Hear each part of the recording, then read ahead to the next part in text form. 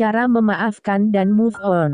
Ketika Anda benar-benar disakiti orang lain, Anda akan merasa sangat sedih dan marah. Hidup ini bisa terlihat seperti di film di mana Anda berusaha sebisanya untuk tetap tegar. Well, izinkan kami membantu Anda. Di bawah ini, Anda akan mendapatkan banyak nasihat bagus mengenai cara menangani pengalaman buruk Anda tersebut secara sehat, memaafkan orang lain yang menyakiti Anda, dan terus maju dalam hidup. Mulailah membaca dari langkah pertama di bawah ini. Bagian 1. Mengatasi rasa sakit secara sehat. 1. Biarkan diri Anda merasakan sakit. Sebelum Anda bisa move on, membiarkan diri Anda merasakan sakit untuk sementara waktu adalah hal yang penting. Sedih, marah, menyesal, kecewa, semuanya adalah emosi yang normal dan sehat. Jika Anda tidak membiarkan diri sendiri merasakan emosi tersebut meskipun hanya sedikit dan sesekali, Anda akan kesulitan untuk menangani banyak situasi sulit. Kemampuan manusia untuk merasa sedih secara sehat, dan kemudian move on setelah beberapa saat adalah ibarat otot yang perlu dilatih agar tetap berada dalam kondisi prima. Jangan biarkan orang lain membuat Anda merasa bersalah, karena memiliki respon emosional seperti sedih dan marah. Emosi adalah hal yang normal dan sehat. 2. Luangkan beberapa saat untuk merasa sedih.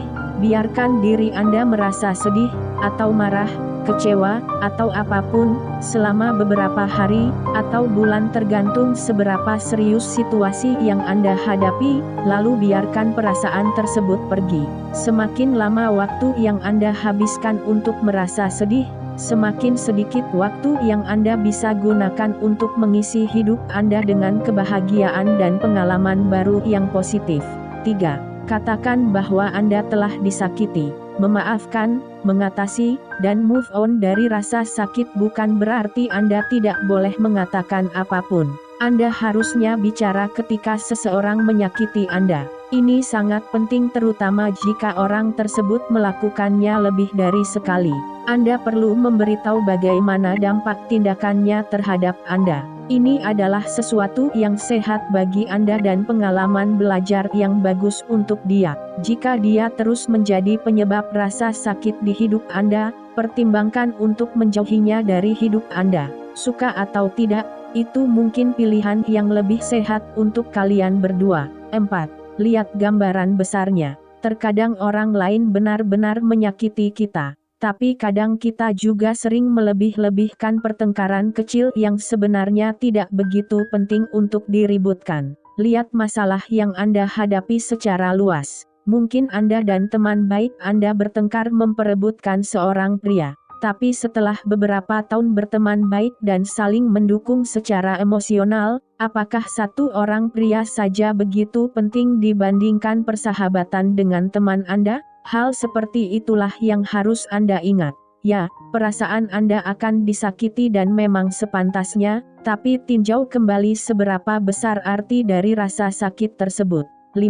Berhenti melihat diri sendiri sebagai korban. Anda harus berhenti melihat diri Anda sebagai korban, dan mulailah melihat diri Anda sebagai seorang yang bisa mengendalikan situasi yang dihadapi, dan membuat hidup Anda lebih baik. Melihat diri sendiri sebagai korban hanya akan membuat Anda terus merasa tidak berdaya dan tersakiti. Melihat diri sendiri sebagai orang yang harus bertahan hidup dari tekanan, akan membuat Anda mengenal diri sendiri berdasarkan definisi dan pengalaman tersebut. Anda harus bisa memperbaiki diri sampai pada titik bahwa semua kejadian yang Anda alami adalah satu dari berbagai hal yang membentuk diri Anda seperti sekarang. Misalnya, Anda baru saja diputuskan oleh pacar. Jangan melihat diri Anda sebagai orang yang diputuskan. Jadilah diri sendiri, bukan seorang dengan label orang yang diputuskan. Bagian 2. Memaafkan dengan baik. 1. Luangkan waktu untuk menenangkan diri. Setelah disakiti, segera luangkan waktu untuk menenangkan diri. Biasanya beberapa jam sampai seharian penuh adalah durasi yang cukup untuk individu biasa. Ketika Anda merasa sangat disakiti, di saat itu juga Anda cenderung tidak bisa berpikir dengan sehat, dan bisa mengatakan hal yang tidak dimaksudkan atau yang akan membuat situasinya memburuk bagi siapapun. Anda ingin mengatakan sesuatu yang memang sudah Anda pikirkan dan pertimbangkan serta memberi dampak baik pada masalah yang dihadapi. Jadi, beri waktu pada diri sendiri untuk berpikir. 2. Pahami orang yang menyakiti Anda. Cobalah memahami orang yang menyakiti Anda. Kecuali dia punya kelainan, semua orang di dunia ini pasti punya perasaan dan alasan ketika melakukan sesuatu. Di dunia ini juga tidak ada orang yang benar-benar jahat. Seringkali, mereka hanya melakukan yang terbaik dan apa yang menurut mereka tepat, dan dalam upayanya itu, mereka juga sering melakukan kesalahan, tidak ubahnya dengan kita. Pikirkan mengapa dia menganggap tindakan yang dia lakukan sudah benar. Ini akan membantu Anda merasa simpati dan menerima apa yang baru saja terjadi. Hanya karena seseorang melakukan sesuatu dengan niat baik atau tidak bermaksud menyakiti siapa-siapa, bukan berarti dia langsung dianggap melakukan hal yang benar. Jika dia melakukan sesuatu yang buruk, beritahulah sehingga dia tidak akan mengulanginya lagi. 3. Bayangkan jika Anda berada di posisinya. Sekarang, bayangkan bahwa Anda adalah dia yang sedang berusaha membuat keputusan, dan buang semua bias yang Anda punya. Mungkin dulu Anda juga akan melakukan atau memutuskan hal yang sama atau paling tidak mirip, dan dengan alasan yang mirip, mungkin ketika Anda masih muda dan tidak tahu yang mana pilihan yang lebih baik. Berpikir dengan cara ini akan membantu Anda memahami orang lain dan apa yang terjadi, dan itu akan membuat Anda merasa lebih baik. Ingat bahwa orang lain terkadang menyimpan lebih banyak kesedihan dan stres di hidupnya. Dia mungkin tidak sedang dalam kondisi mental yang bagus ketika mengambil tindakan, yang mungkin menjelaskan alasan dari keputusan atau tindakannya itu. Kita tidak bisa berada dalam kondisi prima tiap saat. Jadi, cobalah bersimpati padanya. 4. Terima permintaan maafnya. Titik yang bagus untuk mulai memaafkan orang lain adalah menerima permintaan maafnya. Biarkan dia merasa bersalah dan mengatakan bahwa dia menyesal. Seseorang bisa benar-benar merasa menyesal dan masih melakukan kesalahan, bahkan kesalahan yang sama. Terima permintaan maafnya, yakinlah, demi dia dan juga diri sendiri. Ini akan membantu proses pemulihan Anda. Menerima permintaan maaf seseorang bukan berarti dia berhak atas apapun atau mengharuskan Anda melakukan sesuatu. Anda tidak harus tiba-tiba menjadi baik hati dan senang ketika berada di dekatnya. Bahkan, jika merasa perlu, Anda berhak tetap menjauhinya. 5. Lepaskan kebencian Anda. Nah, ini adalah langkah yang penting. Jika Anda benci padanya, berhentilah. Kebencian adalah emosi yang tidak akan memberi dampak positif pada diri sendiri. Kebencian tidak akan menghukum orang yang menyakiti Anda dan tidak akan membuat Anda merasa senang. Demi kesehatan emosi Anda sendiri, berhentilah membenci. Jika Anda tidak bisa mengikut langkah-langkah sebelumnya dan memahami pikiran dan tindakannya, berusahalah untuk sama sekali tidak memikirkan orang tersebut atau kesalahannya. 6. Jangan membalas dendam. Balas dendam adalah tindakan lain yang tidak akan memberi dampak positif pada siapapun. Berniat membalas dendam hanya akan merusak diri sendiri, dan membuat hidup Anda hanya fokus pada rasa sakit yang dirasakan. Apakah Anda ingin menjalani hidup Anda dengan berpusat pada rasa sakit, atau semua hal yang menyenangkan dan luar biasa yang bisa Anda lakukan? Balas dendam terbaik yang bisa Anda lakukan adalah terus maju menjalani hidup yang hebat, produktif, dan memuaskan, dan itu tidak akan bisa dicapai jika Anda tetap merasa marah. 7.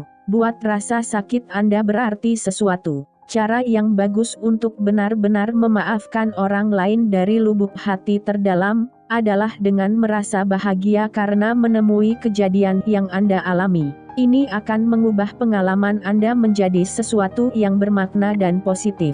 Carilah hikmah yang bisa dipetik dari kejadian yang Anda alami atau gunakan waktu dan pengalaman Anda untuk mencegah orang lain melakukan kesalahan yang sama. Satu contoh yang bagus adalah ketika Anda harus mengakhiri hubungan jangka panjang dengan seseorang. Jangan melihat hal tersebut sebagai akhir dari semua kebahagiaan Anda. Ambil pengalaman tersebut sebagai sesuatu yang membantu Anda membentuk diri, dan menjadi seorang yang lebih dicintai oleh pasangan Anda yang baru. Contoh lain adalah ketika Anda menjadi target SARA. Gunakan pengalaman Anda untuk mengingatkan orang lain akan dampak buruk dari SARA terhadap hidup antar sesama manusia. 8. Bayangkan apakah Anda ingin orang lain memaafkan Anda jika kejadiannya terbalik. Bagian penting dari memaafkan adalah melepaskan emosi yang tersimpan di pikiran Anda dan mengubah sudut pandang.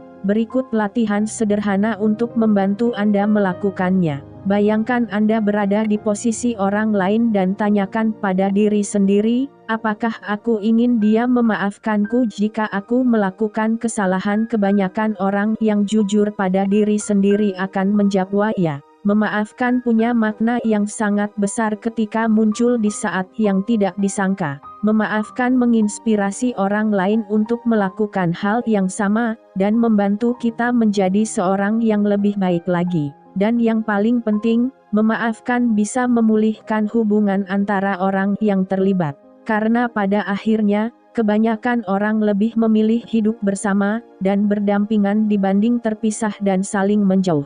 9. Tulis sebuah surat, curahkan perasaan Anda pada surat tersebut, lalu bakar. Ya, bakar suratnya. Tulis surat yang memang bisa mengekspresikan perasaan dan emosi Anda saat itu. Jelaskan apa yang Anda rasakan dan mengapa Anda merasakannya. Tulis semua rinciannya, lalu bakar suratnya. Memang, kesannya berlebihan, tapi bagi banyak orang, cara ini efektif. Membakar surat akan mengingatkan bahwa segala satunya bersifat sebentar, termasuk rasa sakit dan kebencian. Setelah menyadari itu, Anda harusnya jauh lebih siap untuk memaafkan. Orang menamai ini sebagai proses pembersihan, katarsis, yang merupakan proses pelepasan emosi buruk untuk meredakannya. Proses pembersihan ini akan membuat Anda merasa lebih baik. Karena itu dokter dan psikolog profesional selalu meminta Anda mengutarakan, dan menceritakan kembali perasaan Anda. Bagian 3. Move on menuju kebahagiaan. 1. Fokuskan kembali energi Anda. Menjadi marah, membenci, ingin balas dendam, semuanya akan memakan banyak energi dan waktu Anda. Waktu tersebut bisa Anda habiskan untuk melakukan sesuatu yang bisa membuat Anda merasa senang dan puas pada diri sendiri. Waktu tersebut mungkin bahkan bisa Anda gunakan untuk bertemu orang-orang baru yang menyenangkan.